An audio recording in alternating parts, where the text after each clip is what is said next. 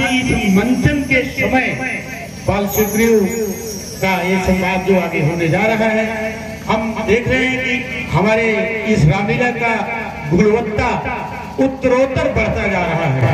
जितना अच्छा पिछले साल था उससे ज्यादा अच्छा हो रहा है। और मैं इतना जानूं चाहता हूँ कि ये रामलीला जो हमें आध्यात्मिक और सामाजिक गतिविधि देता है, ये आप अपने जीवन में कितना उतार सकते हैं और कितना समझ सकते हैं, ये आपके ऊपर निर्भर करता है।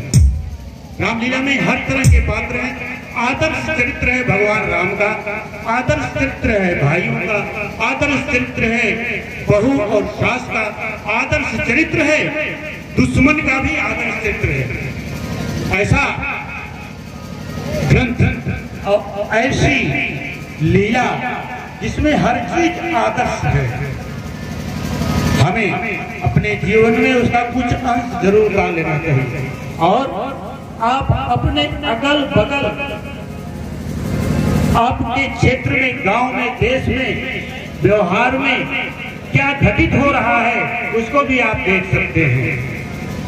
रामलीला का जो मंचन है उसमें ये दिखाया गया है कि बुरे कर्म का बुरा नतीजा और अच्छे कर्म का अच्छा नतीजा।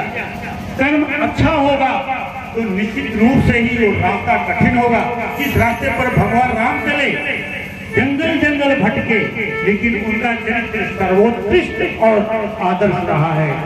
और जो सुख के जीवन में रहा है रावण, उसका चरित्र आदर्श नहीं माना गया है। इसलिए सारे चरित्र इसमें मौजूद हैं। आपको अपने इच्छा अनुसार कौन सा चरित्र आपको करना है ये पूर्व निर्धारित कर सकते। इससे बढ़िया कोई उदाहरण नहीं हो सकता। हर साल ये मंचन होता है, इस साल भी ये मंचन हो रहा है। मंचन का कुछ उद्देश्य भी है, सिर्फ मनोरंजन उसका उद्देश्य नहीं है। और मैं पूर्ण कहूंगा कि चरित्र में जो भी है कर्म का फल जरूर है। अवश्य में उपभोक्तव्यम कृते कर्म शुभाशुभम। जो भी जिस तरह का कर्म करेगा उसको उस तरह का फल देना भगवान का दायित्व है, कर्तव्य है।